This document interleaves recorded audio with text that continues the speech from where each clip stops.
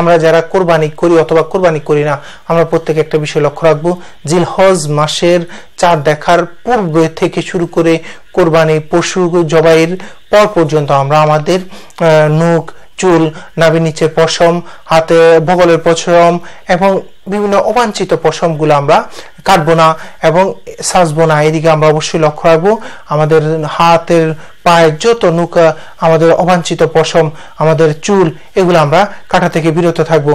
এই কাজটা যদি আমরা করতে পারি, যারা কোরবানি করেছে তাদের যদি কোনো দুর্বলতা থাকে কোরবানির মধ্যে, আল্লাহ পাক অবশ্যই তাদের দুর্বলতা, তার সমস্ত প্রবলেমগুলোকে সলভ করে কোরবানিটা কবুল করে নিবে।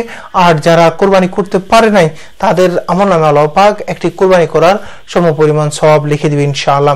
এই জন্য আমরা আসুন জিলহজ মাসের চাঁদ দেখার পূর্ব থেকে শুরু করে, জিলহজ মাসের চাঁদ দেখার পূর্ব থেকে শুরু করে কোরবানি পশু জবাইয়ের পর পর্যন্ত আমরা এই আমাদের নখ, আমাদের চুল, নাভির নিচের পশম, হাতের নিচের পশম, অবাঞ্ছিত যত পশমগুলো আছে আমরা এগুলা কাটা থেকে বিরত থাকবো ইনশাআল্লাহ।